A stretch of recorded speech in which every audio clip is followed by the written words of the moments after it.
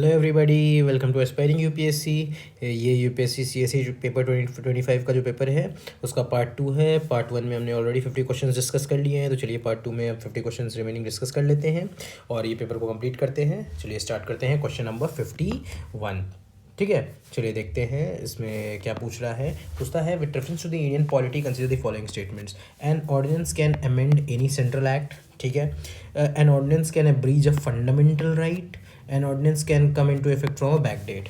ठीक है, याद रखिएगा ऑर्डिनेंस जो होता है they are subject to the same constitutional limitations होता है and it can not abridge a fundamental right. Statement number 2 गलत है, हमारा आंसर होगा सीधे C1 एंड 3 ओनली। अब ऑर्डिनेंस के बारे में जान लीजिए, आर्टिकल 1 to 3 है, पावर ऑफ दी किसका, power of the president to promulgate ordinances है। ठीक है, और जो कम बैक डेट जो होता है वो रेट्रोस्पेक्टिव ऑर्डिनेंस भी पास किया जा सकता है in case of civil law. जैसे एग्जांपल के लिए हमारा वोडाफोन केस जो था उसमें यही यूज़ किया गया था। ठीक है, और इसका टेन्योर जो है कितना 6 months एंड 6 weeks मैक्सिमम ये इफेक्ट में रह सकता है। चलिए क्वेश्चन नंबर 52 पे आइए। Consider the following pairs. इसमें देखना है कौन कौन सा करेक्टली मैच्ड है। पहला क्या है, Arunachal Pradesh, the capital is named after a fort and the state has 2 national parks. ठीक है, Nagaland, the state came into existence on the basis of constitutional amendment act. Tripura, initially a part C state, it became a centrally administrative territory with the reorganization of states in 1956 and later attained the status of full fledged state. ठीक है, सबसे पहले अरुणाचल प्रदेश देखिए, बिल्कुल सही इसमें है। कौन सा फोर्ट का नाम पड़ा था, ईटा फोर्ट। ठीक है, इसका कैपिटल क्या है, ईटानगर। नागालैंड, स्टेटहुड कब मिला था इसको, 1963 में मिला था। और त्रिपुरा जो था पहले पार्ट सी स्टेट था, फिर यूटी बना, फिर उसके बाद finally 20th state of India 1972। इसलिए all the 3 statements are correct. ठीक है, अब देखिए establish as per constitution of India, हर बार का ये सवाल पूछता है, कॉन्स्टिट्यूशनल और non constitutional. Interstate council article 263। Zonal council क्या ये कॉन्स्टिट्यूशनल है, नहीं। ये किससे बना है, स्टेट रीऑर्गेनाइजेशन एक्ट 1956। याद रखिएगा नेशनल सिक्योरिटी काउंसिल जो है ये कैबिनेट रेजोल्यूशन से बना है और it is neither स्टेटरी nor constitutional. ये क्या करता है, एडवाइस करता है पीएम को ऑन सिक्योरिटी मैटर्स। इसका आंसर क्या होगा, ओनली 1। चलिए आगे बढ़ते हैं। We consider the following statements. The Constitution of India explicitly mentions that in certain spheres the governor of the state acts his or her own discretion. The President of India can his or her reserve a bill passed by state legislature for his or without it being forwarded with the governor of the state concerned. पहला statement अगर देखा जाए तो ये article 163 बिल्कुल बोलता है कि जो गवर्नर है वो सर्टेन स्फेयर्स में एक्ट कर सकता है। जैसे मान लीजिए रिजर्व करना है बिल को प्रेसिडेंट के लिए, फिर एडवाइस करना है, ठीक है, फिर रिकमेंड करना है क्या प्रेसिडेंट रूल के लिए, तो वो कर सकता है। नेक्स्ट, अब देखिए प्रेसिडेंट ऑफ इंडिया है, वो बिल उसके पास जरूर होता है, लेकिन ये किसका रूल होता है, गवर्नर जो होता है वही करता है रिजर्व। प्रेसिडेंट अपने मन से कोई भी बिल को नहीं उठा लेता है। ठीक है, इसलिए इसका आंसर होगा 1 ओनली। ये जब फॉरवर्ड किया जाएगा गवर्नर के थ्रू तभी प्रेसिडेंट उस पर काम करेंगे। चलिए क्वेश्चन नंबर 55। अब देखिए provisions of the constitution of India और स्टेटेड अंडर। सबसे पहले separation of judiciary from the executive, कौन सा आर्टिकल है, आर्टिकल 50 डीपीएसपी में मेंशन्ड है। Valuing and preserving of the rich heritage of composite culture, बिल्कुल हमारे article 51A fundamental duties. Prohibition of employment of children under as of 14 years, fundamental rights किसमें, article 24। ठीक है, एक चीज़ याद रखिएगा, जो डीपीएसपी हम लोग पढ़ते हैं 3 तरह का, जो बाइफर्केशन है, गांधीयन प्रिंसिपल्स, सोशलिस्ट और लिबरल इंटेलेक्चुअल, ये कॉन्स्टिट्यूशनली बाइफर्केटेड नहीं है, इसको हमने खुद किया है समझने के लिए। ठीक है, याद रखिएगा कॉन्स्टिट्यूशनली नहीं है। फंडामेंटल राइट्स आर्टिकल 12 से 35 है, फिर डीपीएसपी 36 से 51 है और फंडामेंटल ड्यूटीज 51A है। ठीक है, चलिए इतना याद रखिएगा। नेक्स्ट क्वेश्चन पे आगे बढ़ते हैं। With reference to the constitution of India, if an area in a state is declared as scheduled area under the 5th schedule, the state government loses its executive power. अगर आप polity में पहला ही line पढ़ेंगे तो उसमें बोला जाता है कि स्टेट जो गवर्नमेंट है उसका executive power extends to such areas। ठीक है, इसलिए पहला ही स्टेटमेंट गलत हो गया। Next, the union government can take over the total administration of such areas under circumstances on the recommendations of the governor। याद रखिएगा, there is no provision for total takeover। ठीक है, टोटल टेक ओवर का कोई provision ऐसा mention नहीं किया गया है, और total take over by the centre. ठीक है, इसलिए इसका आंसर होगा नाइदर 1 और 2। चलिए देखिए, क्या मैंने पार्ट 1 का जो वीडियो बनाया था, क्या मैंने उसमें कुछ बोर्ड्स के बारे में बताया था। ठीक है, तो अब देखिए एक स्टेप आगे जाकर हमें ये भी पता होना चाहिए वो कौन सी मिनिस्ट्री के अंदर आता है। जैसे टी बोर्ड है, तो हमें पता होना चाहिए कि मिनिस्ट्री ऑफ एग्रीकल्चर में नहीं आता है, ये ministry of commerce and industry में आता है, और इसका हेडक्वार्टर कोलकाता में है। तो इसी तरह याद रखिए, नेशनल ऑटोमोटिव बोर्ड जो है ये ministry of commerce and agriculture industry में नहीं आता है, ये आता है मिनिस्ट्री ऑफ हैवी इंडस्ट्रीज़ के अंदर। देखिए यहाँ पे स्वैपिंग रूल खेला है। कोयर बोर्ड ये जो है ministry of commerce and industry में आता है, इसका हेडक्वार्टर कहाँ है, बेंगलुरु। ठीक है, उसी तरह national centre of trade information जो है ये किसके अंदर है, ये आता है आपका ministry of commerce and industry के अंदर। ठीक है, और अब इसको परमानेंटली क्लोज्ड कर दिया गया है, ये इसके बारे में इंफॉर्मेशन है, याद रखिएगा। इसका आंसर होगा नन। चलिए क्वेश्चन नंबर 58 है, कुछ जो हमारे यहाँ लिस्ट है, central list, state list, concurrent list, उसके ऊपर क्वेश्चन पूछा गया है। List 1 union list is in the 7th schedule, बिल्कुल करेक्ट है। 7th शेड्यूल हमारे लिस्ट सिस्टम के बारे 7 जो वो लिस्ट के बारे में बात करता है। Next, extent of the executive power of the state है, और condition of the governor office है। अब देखिए नेक्स्ट क्वेश्चन के बारे में क्या पूछ रहा है। For a constitutional amendment under article 368 with respect to which of the following ratification by the legislature of not less than one of the states is required. याद रखिएगा, इसमें 1/2 ऑफ द स्टेट्स का रेटिफिकेशन लगता है list system को amend, क्योंकि ये federalism principal है। इसका आंसर होगा 2 और 3 ओनली। ठीक है, अब देखिए अमेंडमेंट याद रखिए आर्टिकल 368 में दिया हुआ है, amendment can be done by simple majority, special majority, और special majority plus certification by 1/2 of the not less than 1 of the state legislatures. ये तीनों प्रिंसिपल्स एक बार आप लोग पढ़ लीजिएगा, ये हमारे लिए इंपॉर्टेंट हो सकते हैं और हमेशा एग्जाम में पूछे जा सकते हैं। चलिए नेक्स्ट क्वेश्चन देखिए, with reference to the Indian polity consider the following statements. The governor of the state is not answerable to any court for the exercise and performance of powers of his or her office. ठीक है, बिल्कुल article 361 ये बोलता है, no criminal proceedings can be instituted or continued against the governor during his or term of office. बिल्कुल, अगर आप article 361 clause 2 देखेंगे तो उसमें मेंशन किया गया है। Next, member of the state legislature are not liable to any proceedings in any court in respect to anything said within the house. बिल्कुल, आर्टिकल 194 ये प्रोविजन मेंशन करता है, इसलिए इसका आंसर है 1, 2 और 3। अगर आप लक्ष्मीकांत देखेंगे तो ये तीनों स्टेटमेंट्स एकदम डायरेक्टली मेंशन है, वो आपको मेंशन मिल जाएंगे, तो वो चीज़ अगर हम अच्छे से पढ़ेंगे तो हमें समझ में आ जाएगा। अब देखिए ये थोड़ा सा कंसेप्चुअल क्वेश्चन है।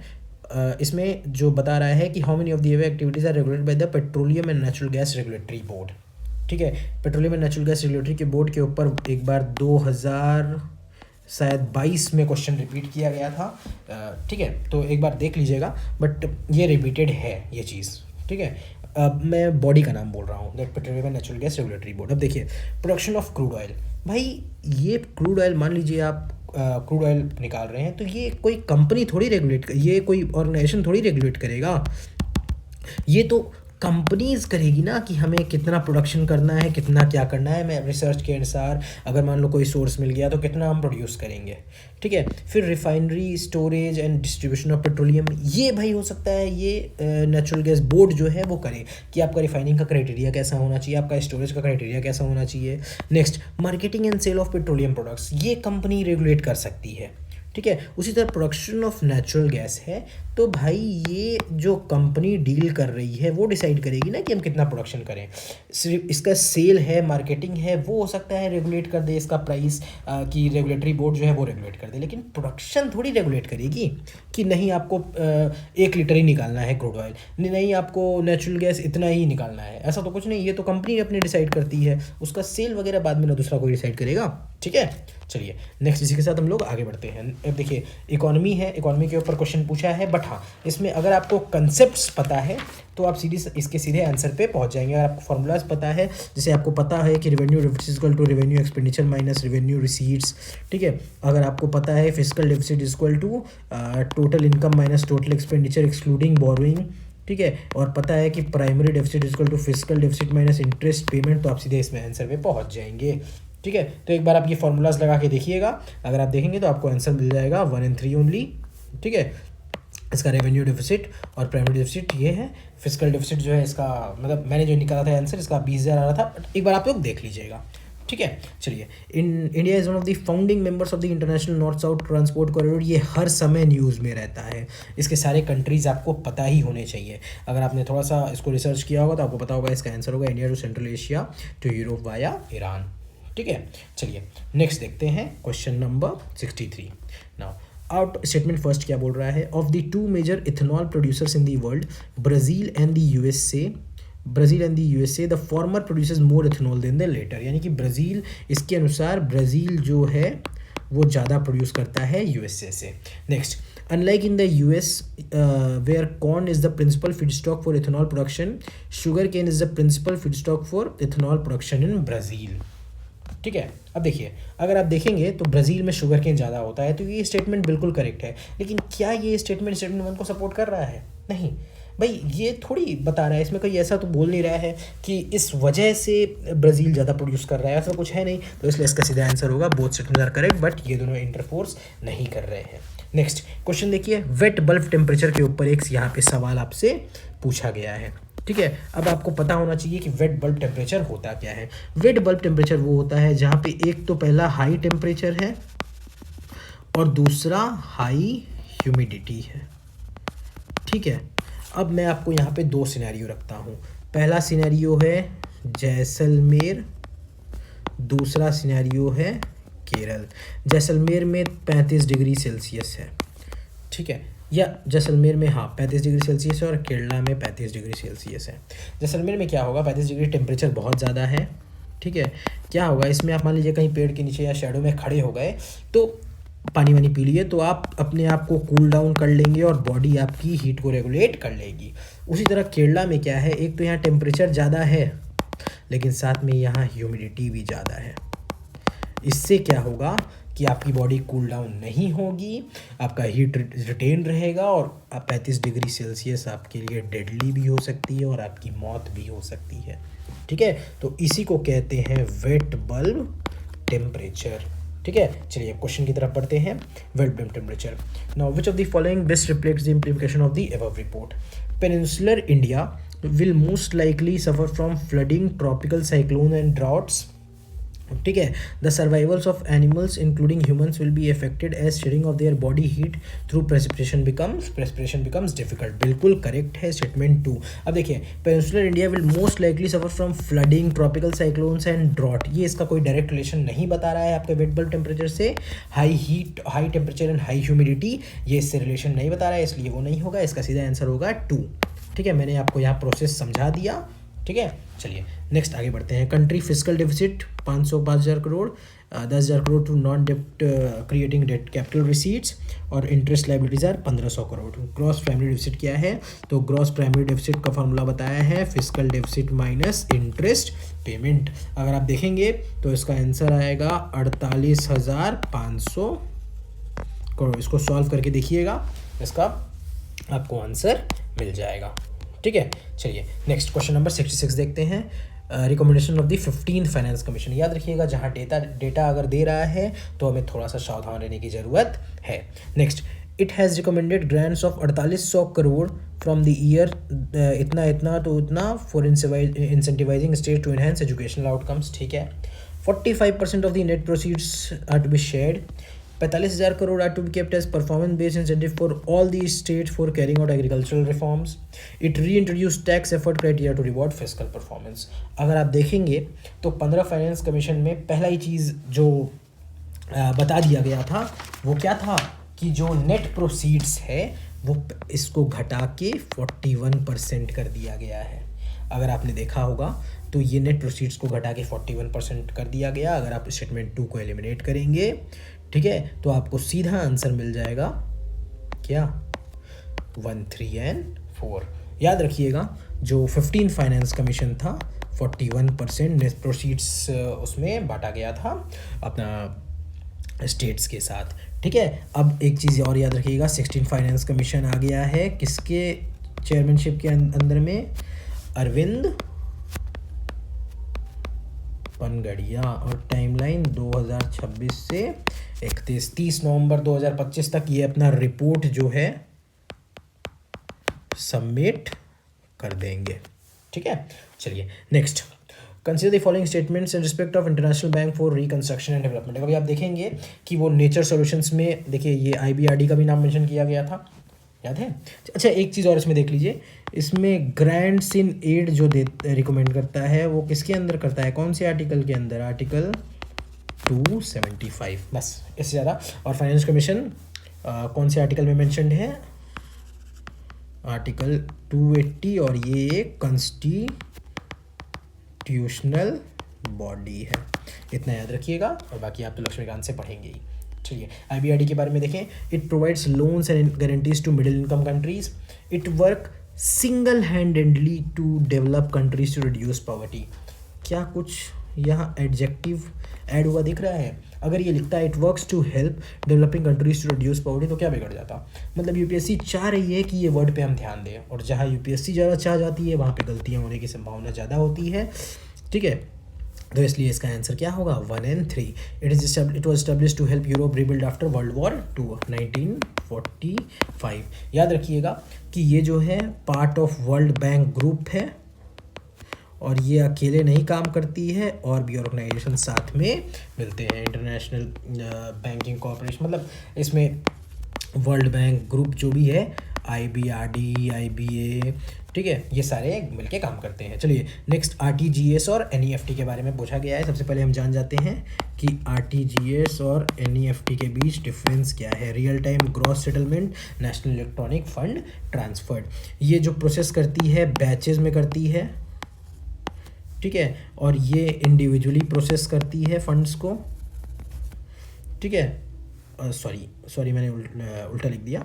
ये NEFT है और ये RTGS है। NEFT जो है बैचेस में करती है, RTGS इंडिविजुअली करती है। ठीक है, ये स्मॉल और लार्ज अमाउंट दोनों को प्रोसेस कर सकती है, और ये लार्ज अमाउंट ऑफ मनी को कर सकती है। फिर इसमें कोई मिनिमम या मैक्सिमम ट्रांजैक्शन लिमिट नहीं होता, लेकिन इसमें मिनिमम ट्रांजैक्शन लिमिट होता है। ये 24/7 वर्क करती है, और ये बैंक वर्किंग आवर्स में वर्क करती है। साथ ही साथ इसका चार्जेस जो होता है लो होता है, इसका चार्जेस हाई होता है। अब ये देख के आप लोग क्या कर सकते हैं, इसका आंसर पे एलिमिनेट कर सकते हैं। इसका आंसर अगर sorry, in RTGS settlement time is instantaneous, नहीं, देखिए क्या लिखा है, वाइल इट टेक्स टाइम, ये स्वैप किया गया है। ठीक है, RTGS में इंस्टेंटियस नहीं होता है, NEFT में इंस्टेंटियस होता है। Consumer is charge for invent transaction but that is not the case for NEFT, नहीं। चार्जेस मैंने क्या लिखा है, देखिए यहाँ पे RTGS जो है वो हाई चार्जेस करती है, NEFT कम चार्जेस करती है, और इसमें ऐसा कुछ नहीं है। Operating hours are certain days while that is not true for NEFT, नहीं, सर्टेन डेज नहीं होता है, ये बैंक वर्किंग आवर्स होता है। सॉरी, ये मैंने गड़बड़ कर दिया। हाँ, operating hours for RTGS are restricted to certain days, like जो बैंक्स का वर्किंग आवर्स होता है ना, उसके हिसाब से लाइक संडेज को ये ऑपरेट नहीं करते हैं, बट NEFT 24/7 ऑपरेट करते हैं। ठीक है, ये डिफरेंस बस आप लोग याद रखिएगा, आपको आंसर सॉल्व हो जाएगा। चलिए नेक्स्ट देखिए, how many countries among the above other than India जहाँ पे UPI एक्सेप्ट किया गया है, ये करंट का क्वेश्चन है। इसका आंसर होगा ओनली 3, याद रखिए, UAE, फ्रांस और सिंगापुर। अब मैं कुछ कंट्रीज़ के नाम लिख दे रहा हूँ जहाँ पे इसको एक्सेप्ट किया गया है, जैसे थाईलैंड हो गया, मालदीव्स हो गया, मलेशिया हो गया, ओमान हो गया, UK हो गया, भूटान हो गया, नेपाल, श्रीलंका, मॉरिशस। ठीक है, ये सारी कंट्रीज़ में UPI को एक्सेप्ट कर लिया गया है। ठीक है, तो चलिए अब हम लोग आगे बढ़ते हैं। नेक्स्ट, PM सूर्य घर मुफ्त बिजली योजना। ठीक है, चलिए देखते हैं। It targets installation of 1 crore solar rooftop panels in the residential sector. ठीक है, हो सकता है कहीं, देखिए मैंने पहले बताया था कि जहाँ फैक्ट है उस पर थोड़ा सा ध्यान देना है।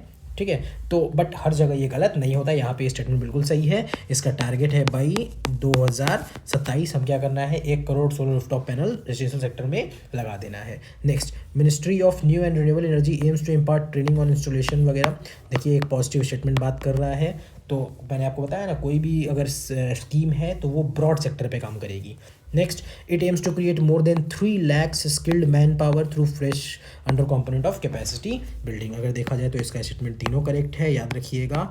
ये ministry of new and renewable energy के अंदर आई है। और मैंने बोला था ना कि बात करना है, फैक्ट अगर आए तो करना है, लेकिन हर जगह ये एप्लीकेबल नहीं होता। अगर 10 जगह में से अगर 7 जगह ये एप्लीकेबल हो रहा है और 3 जगह नहीं हो रहा है, तब भी हम लोग पॉजिटिव में हैं। इसलिए गट फीलिंग पे करना है और आपके ट्रिक पे भी विश्वास रखना है, ठीक है। चलिए नेक्स्ट हम लोग बढ़ते हैं। क्या इसमें देखिए हिस्ट्री का क्वेश्चन पूछा गया है कि sedition has become by religion, it was a famous statement given by Gandhi ji at the time of. इसका एग्जांपल होगा, आंसर होगा publicly violating salt law at Dandi. कब? अप्रैल 6, 1903। दांडी मार्च कब था? 12 मार्च से 6 अप्रैल 1930। चंपारण सत्याग्रह कब हुआ था? 1917। सेकेंड राउंड टेबल कॉन्फ्रेंस 1931 और launch of quit India movement 1942। याद रखिएगा, जो डू और डाई स्लोगन दिया गया था वो दिया किसने था? यूसुफ मेहरैली। इसका यूज़ किया था गांधी जी ने, ठीक है। चलिए, famous female figurine dancing girl, ये क्वेश्चन रिपीटेड है, इसका सीधा आंसर होगा ब्रॉन्ज, ठीक है। चलिए नेक्स्ट आगे बढ़ते हैं। Who provide legal defence to the people arrested in aftermath of Chauri Chaura incident. कब हुआ था? 1922, गोरखपुर, यूपी। चलिए, सी.आर. दास, इसका आंसर तो देख लीजिए क्या होगा। सबसे पहले मदन मोहन मालवीय एंड कृष्णकांत। लेकिन अब 2-3 चीज़ हमें याद रखना है। क्या कि सी.आर. दास ने क्या बनाया था? स्वराज पार्टी बनाया था। और इसके जनरल सेक्रेटरी कौन थे? मोतीलाल नेहरू। उसी तरह सैफुद्दीन किचलू एंड ख्वाजा हसन निज़ामी। सैफुद्दीन किचलू के बारे में आपने सुना होगा, बट ख्वाजा हसन जो निज़ामी थे, इन्होंने क्या किया था? He wrote book on Shri Krishna. कौन सा बुक था? नाम था कृष्ण बीती, ठीक है। और एक मैगजीन और थी, मखजून अकबर, ठीक है। तो ये दोनों चीज़ इसके बारे में जान लीजिएगा। और मोहम्मद अली जिन्ना के बारे में आप जान ही रहे हैं, तो उनका एक बार आप देख लीजिएगा, ठीक है। अब इस समय क्या हुआ था, ये लोग जो चौरी चौरा में लड़े थे, तो इसमें death sentence of 19 individuals was commuted, मतलब उसको कम कर दिया गया था। डेथ सेंटेंस जो था 19 इंडिविजुअल्स का कम कर दिया गया था। किनके एफर्ट से? मदन मोहन मालवीय और कृष्णकांत, ठीक है। चलिए आगे बढ़ते हैं। Subsequent to which one of the following events Gandhi, who consistently opposed untouchability and appealed for its eradication from all spheres, decided to include the upliftment of Harijan in political and social program? सीधे बात याद रखिए, communal award, उसके बाद क्या आया था? Poona pact. Ambedkar और गांधी जी एक बीच रास्ते पे पहुंचे थे 1932 में। गांधी पैक्ट कब हुआ था? 1931। Arrest of Congress leadership, quit India movement 1942 और formulation of the government of India 1935, जो हमारे लेटर कॉन्स्टिट्यूशन को बनाने में जिसने बहुत हेल्प की थी, ठीक है। ये क्वेश्चन 75 आपको याद होगा। New versus old world crops 2019 में पूछा था, उसी से रिलेटेड क्वेश्चन यहाँ पे वापस पूछ दिया गया है कि how many of the above were introduced by Portuguese. याद रखिएगा, पपाया, पाइनएप्पल, गुआवा, तीनों पोर्चुगीज, याद रखिएगा, पपाया और पाइनएप्पल ये दोनों पोर्चुगीज़ ने ही हमारे यहाँ इंट्रोड्यूस किया था। गुआवा जो था इंडिजिनस था पोर्चुगीज़ ने। और साथ में क्या क्या इंट्रोड्यूस किया था, याद रखिएगा, कैश्यू नट्स, टोबैको और चिलीज़। एक और चीज़ याद रखिएगा, पोटैटो जो है वो भी हमारे यहाँ का इंडिजिनस नहीं है। इतना फैक्ट इंपॉर्टेंट है, बस इतना याद रख लीजिएगा। चलिए नेक्स्ट, इसमें टाइम जोन के बारे में देखिए, कोर ज्योग्राफी का क्वेश्चन पूछा गया है, factual. How many of the above countries have more than 4 time zones. तो याद रखिएगा, यूके का 9 है, डेनमार्क का 5 है, आपका ये जो ब्राज़ील है उसका 4 है, ठीक है। साथ ही साथ यूएसए का 11 है, फ्रांस का 12 है, रशिया का 11 है, ठीक है। देखा जाए तो इसका आंसर होगा ओनली 4। 2-3 चीज़ याद रख लीजिए, इंडोनेशिया का 3 टाइम जोन है, भारत का कितना है? 1। स्पेन का 2 है और डेनमार्क का 5 है। इतना बस याद रख लीजिएगा, इससे ज़्यादा इम्पोर्टेंट नहीं है। ठीक है, चलिए हम लोग आगे बढ़ते हैं नेक्स्ट। सॉरी ये अटक गया, हाँ चलिए नेक्स्ट आगे बढ़ते हैं। Question number 77, Anadyr in Siberia and Nome in Alaska are few kilometers from each other but when people are waking up and getting set for breakfast in this cities it would be different days. Next, when it is Monday in Anadyr it is Tuesday in Nome. ठीक है, अब देखिए ये international date line का concept है क्या। अगर हम वेस्टवर्ड्स ट्रैवल कर रहे हैं तो हम क्या करेंगे, एक दिन ऐड करेंगे, लेकिन उसी तरह अगर हम ईस्टवर्ड्स ट्रैवल कर रहे हैं तो हम क्या करेंगे, एक दिन सब्सट्रैक्ट करेंगे। हेंस इसी कंसेप्ट पे क्या होता है, रशिया जो है अहेड ऑफ यूएसए है। अब देखिए ये क्या है, Siberia and nominal Alaska are few kilometres but different days, ये बिल्कुल करेक्ट है। When it is Monday in other it is Tuesday in no, नहीं ये पीछे है ना, तो इट इज़ संडे। याद, ये बस याद रखिएगा, ईस्ट जा रहे हैं तो गेन करेंगे, वेस्ट जा रहे हैं तो लूज़ करेंगे। वेस्ट में है इसलिए संडे हो जाएगा। ठीक है, ये अभी तक का सबसे easy question. Self respect movement किसने लाया था, पेरियार ईवी रामकृष्ण नैयर। एक इसमें दो नाम, बी आर अम्बेडकर के बारे में तो चलिए हम पढ़ लेते हैं। दो नाम हमारे लिए इंपॉर्टेंट है क्या, पहला भास्कर राव जाधव और दिनकर राव जावलकर। भास्कर राव जाधव जो है ये सत्य शोधक समाज से रिलेटेड थे। किससे रिलेटेड है सत्य शोधक समाज, ज्योतिबा फुले। ठीक है, और इन्होंने क्या किया था, जो साइमन कमीशन था ना भारत जो आया था, जिसका हम लोग सब विरोध कर रहे थे, गो बैक साइमन बोल के, उन्होंने इसका सपोर्ट किया था। बस इतना इसके बारे में, इनके बारे में जान लीजिएगा। और इन्होंने क्या किया था, जो जस्टिस पार्टी थी उसको रिप्रेजेंट किया था राउंड टेबल कॉन्फ्रेंस में। ठीक है, उसी तरह दिनकर राव जावलकर जो है लीडर ऑफ द नॉन ब्राह्मण मूवमेंट। ठीक है, और साथ ही साथ इन्होंने एक बुक लिखा था देसाचे दुश्मन, देसाचे दुश्मन। बस ये दोनों पॉइंट्स के बारे में आप पढ़ लीजिएगा, हो सकता है अगली बार ऐसा इन पर रिलेटेड क्वेश्चन पूछ दे तो आप कंफ्यूज ना हो जाए। 79 क्वेश्चन देखते हैं। बोट्सवाना रिच इन डायमंड बिल्कुल करेक्ट, चिली लिथियम और इंडोनेशिया निकल। ठीक है, इसका स्टेटमेंट होगा ऑल थ्री। एक लिथियम ट्रायंगल है, किसको बोलते हैं, ABC, अर्जेंटीना, बोलीविया, चिली।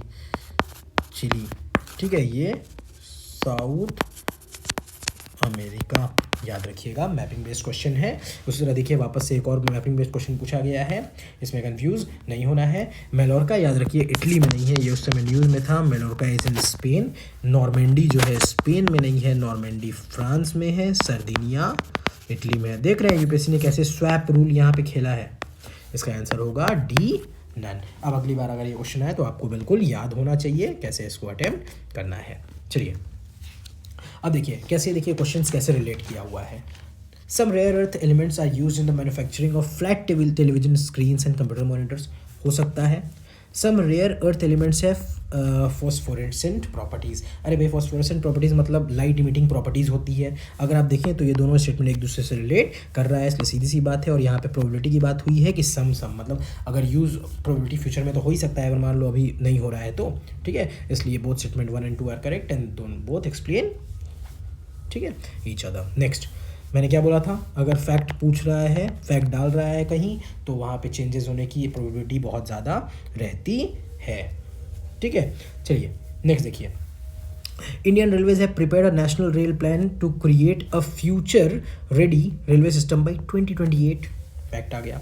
कवच is an automatic train protection system developed in collaboration with Germany, और Kavach system consist of RFID tags fitted on tracks in station section. Not correct. अब देखिए इन दोनों में चेंजेस करने की कहाँ प्रोबेबिलिटी कहाँ है। एक तो 2028 में यूपीएससी स्वैप कर सकता है, और एक जर्मनी का नाम डाल के यहाँ पे कुछ और चेंजेस कर सकता है। ठीक है, तो स्टेटमेंट भी हमारा यही दोनों गलत है। ये 2028 नहीं होगा, ये 2030 होगा। और दूसरा जो है ये जर्मनी के कोलैबोरेशन से नहीं, हमारा इंडिजिनस बना है। देख रहे हैं कैसे वही रूल लग रहा है, जो ट्रिक अपना रही है वही रूल लग रहा है। इसका सीधा आंसर होगा नॉट करेक्ट 1 and 2। और ये जो है अगर आप देखें तो ये NDA 2 जो हुआ था 2023 में, उसमें ये क्वेश्चन पूछा गया है। ठीक है, तो इसलिए इसका रेपिटेशन है। Next, consider the following space missions, how many of the space missions given above encourage and support microgravity research. Obviously तीनों ही कोई ना कोई फॉर्म में इसको कर सकते हैं, साइंस एंड टेक है, प्रोबेबिलिटी बहुत ज़्यादा होती है, इसलिए हम इसमें क्या करेंगे, ऑल ऑफ दी अबव लगाएंगे। Now India's defence consider the following pairs, बहुत ट्रिकी क्वेश्चन था, ठीक है, इसमें बस मुझे इतना पता था कि C-17 ग्लोब मास्टर है, इसके बारे में मैंने सुना था कि एक ट्रांसपोर्ट एयरक्राफ्ट है मिलिट्री, तो वो मेरे हिसाब से मुझे आ रहा था, लेकिन हाँ इसका आंसर अब हम देख लेते हैं। याद रखिए जो IL-76 है ये सुपर सोनिक कम्बैट एयरक्राफ्ट नहीं है, ये क्या है, ये मिलिट्री ट्रांसपोर्ट एयरक्राफ्ट है, इसलिए इसका आंसर होगा ओनली 2 CL। ये जो IL-76 है ये यहाँ पे गलत दिया है। 85 number question, artificial way of causing जो रेनफॉल है, अभी दिल्ली में ट्रायल एफर्ट्स भी हुए हैं, ठीक है, याद रखिएगा इसका सीधा आंसर होगा silver iodide and potassium iodide. उस समय बहुत ये न्यूज़ में चल रहा था, साथ ही साथ इसमें क्या ड्राई आइस भी यूज़ करते हैं और सोडियम क्लोरेट भी यूज़ करते हैं, याद रखिए ड्राई आइस या फिर सोडियम क्लोरेट, ये आप कंसिडर कर लीजिएगा, इसको नोट कर लीजिएगा। Next, pardoning power article 72 Laxmikanth में डायरेक्ट मेंशन किया गया है that it can be subjected to limited judicial review, बिल्कुल करेक्ट है। It can the president can exercise this power without the advice of the central government, नहीं भैया, on the advice of on the aid and advice of council of ministers, इसलिए इसका answer होगा 1 only. Direct Laxmikant में mentioned है, उसको अच्छे से पढ़ेंगे, आपका क्वेश्चन ये गलत नहीं होगा। चलिए नेक्स्ट 87 नंबर देखो, on the dissolution of the House of the People, the Speaker shall not vacate his or her office until immediately before the first meeting of the House after dissolution, बिल्कुल correct है, लक्ष्मीकांत में हम लोग direct पढ़ते हैं ये चीज़ को। Next, according to provisions of the Constitution of India, the member of the House on being elected as Speaker shall resign from his or political party immediately। यहीं पे हमें गलती मिल गई कि भाई स्पीकर जो है उसको पॉलिटिकल पार्टी से तुरंत रिज़ाइन नहीं करना पड़ता है, और ये जो है लिखा है यहाँ कॉन्स्टिट्यूशन ऑफ इंडिया, कन्वेंशन होता तो वो थोड़ा कर भी सकता था, बट ऐसे कॉन्स्टिट्यूशन में ऐसा कुछ मेंशन्ड नहीं है। स्टेटमेंट मिल गया, स्टेटमेंट नंबर 2 गलत है, इसका सीधा आंसर होगा 1 and 3 only. The speaker of the house may be removed by ये, ठीक है, of the then members of the house by majority at least, और 14 डे उसको नोटिस दिया जाना चाहिए। देख रहे हैं कैसे डायरेक्ट आपका बेसिक जो आप लक्ष्मीकांत से पढ़ रहे हैं उससे क्वेश्चन पूछा गया है पॉलिटी सेक्शन में। 88 नंबर क्वेश्चन, ये डायरेक्ट हमारा रिपीट है, आप बता दूंगा कहाँ से रिपीट है, ये यूपीएससी का CAPF में ये क्वेश्चन पूछा गया था। चलिए देखिए, if any question raises to whether a member of the house of the people have become subject to disqualification under written schedule the president decision, अरे भैया प्रेसिडेंट नहीं है, ये क्या है, स्पीकर, ठीक है, मिल गई गलती पहली। दूसरा, there is no mention of the word political party in the constitution of India. हो सकता है आप लोग इसमें कंफ्यूज हैं कि इसमें कॉन्स्टिट्यूशन का नाम लिखा है तो या इसको सही कर दें, ठीक है, बट इसका आंसर होगा नाइदर 1 nor 2। क्यों, अगर आपने अच्छे से पढ़ा है 10th शेड्यूल, और लक्ष्मीकांत में भी दिया है कि इसमें लिखा है 10th शेड्यूल में क्या, member voluntary giving of the membership of political party on whose ticket that person is elected is subject to disqualification. क्या पॉलिटिकल पार्टी का मेंशन आया कि नहीं, वर्ड का आंसर हो गया कि नहीं, ठीक है। तो देखिए कैसे की चीज़ों को आप लोग को, कंसेप्ट्स को भूलना नहीं है, कैसे वर्ड्स को याद रखना है, ठीक है। अब देखिए 89 नंबर क्वेश्चन आप देखेंगे मिनरल्स के बारे में, तो मिनरल्स के बारे में यूपीएससी हर बार रिपीट करता है, बस मिनरल्स के बारे में 2 चीज़ याद रखना है कि माइनर मिनरल्स का जो रेगुलेशन है वो स्टेट गवर्नमेंट को मिलता है, मेजर का जो है वो उसमें सेंट्रल गवर्नमेंट करती है, ये याद रखेंगे तो आपका क्वेश्चन गलत नहीं होगा। In India, state government have no power for making rules for grant of concessions in extraction of mineral minerals। गलत, आपको एक मिल गया आंसर, आप सीधे मार देंगे answer D. Statement 1 is not correct but statement 2 is correct. अब देखिए, in India central government has the power to notify minor minerals under the relevant law, ये करेक्ट है, नोटिफाई, लेकिन रेगुलेट कौन करेगा, स्टेट गवर्नमेंट, ठीक है। चलिए क्वेश्चन नंबर 90 देखिए, अब देखिए इस पे कैसे मैं आंसर पे पहुंचा। With which organisation has enabled the nature restoration law to tackle climate change and biodiversity law.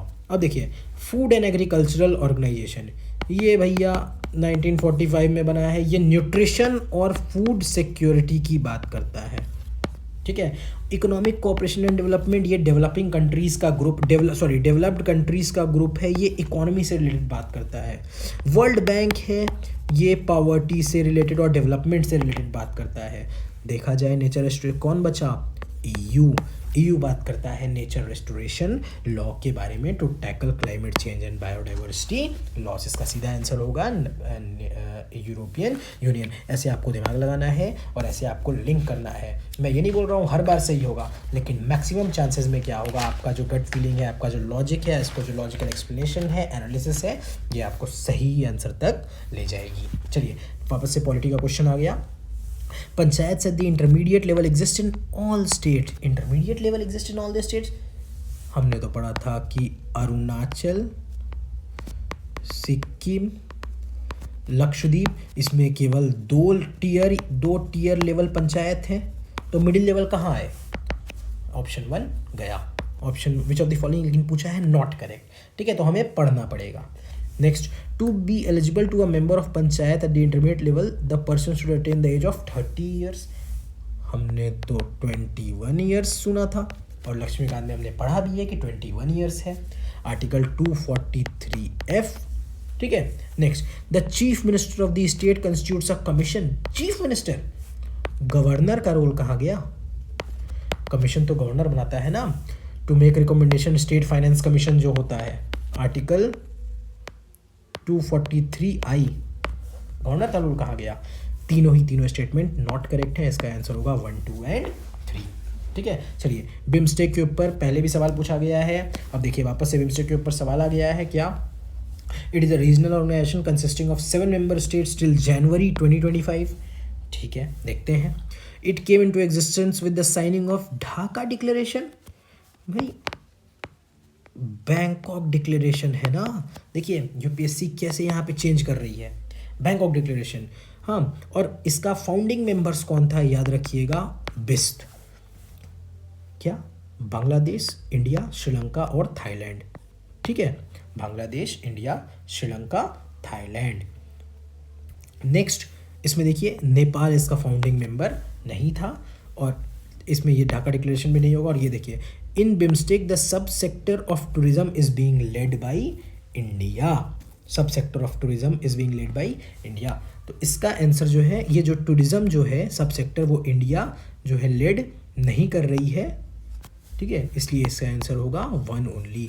कई जगह मैंने देखा कि इसका 1 और 4 भी लोग बता रहे हैं, बट इसका मुझे कोई ऐसा मिला नहीं, तो इसके लिए वेट करते हैं यूपीएससी कि वो क्या आंसर देती है। बट हाँ, ये चीज़ याद रखिएगा, ये ढाका डिक्लेरेशन नहीं है, बैंकॉक डिक्लेरेशन है। और अभी बिम्स्टेक ने क्या किया है, अपना बिम्स्टेक चार्टर बना लिया है after 22 years of its inception, ठीक है। चलिए नेक्स्ट देखिए, थोड़ा फैक्चुअल क्वेश्चन है। Jury to select the recipient of the Gandhi peace prize, ठीक है, इसका याद रखिएगा, इसका आंसर प्रेसिडेंट नहीं होते हैं, पीएम होता है, चीफ जस्टिस होते हैं, और लीडर ऑफ अपोजिशन इन दी लोकसभा होते हैं। इसका आंसर होगा 2, 3 एंड 4, ठीक है। जूरी का टर्म जो है वो याद रखिएगा 3 ईयर्स है, और रीअपॉइंटमेंट इसका जो है वो अलाउड है, ठीक है, और डिसीजन जो है फाइनल है, it can not be challenged, ठीक है।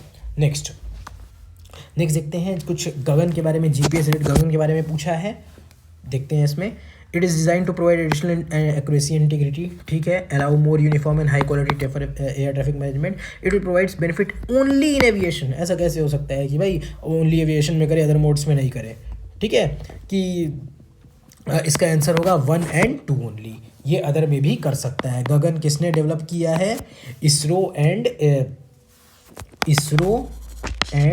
एयरपोर्ट्स अथॉरिटी ऑफ इंडिया, ठीक है। और ये इंडिया में सैटेलाइट बेस्ड उसमें सिस्टम है, इंडिया में सैटेलाइट बेस्ड ऑगमेंटेटिव सिस्टम है, ठीक है। ये गगन के बारे में याद रखिएगा, ठीक है, बस इतना याद रखिएगा, इससे आपका हो जाएगा गगन में, ठीक है। बस चलिए नेक्स्ट आगे बढ़ते हैं। क्वेश्चन नंबर 95 देखते हैं, एआई एक्शन समिट, ठीक है, याद रखिएगा इसके बारे में। ये जो है एआई एक्शन समिट जो है आपका यहाँ पे फ्रांस में हुआ था, पेरिस फ्रांस में, हाँ, और इसका जो 2023 में ब्लेसली पार्क में हुआ था और 2024 समिट में एडवांसेस किया गया था। ये याद रखिएगा, थोड़ा फैक्चुअल क्वेश्चन था, ठीक है। मैंने क्या किया था, डेटा मैंने ये समझ के इसको रॉन्ग मार दिया था, लेकिन इसका आंसर वो हो गया था।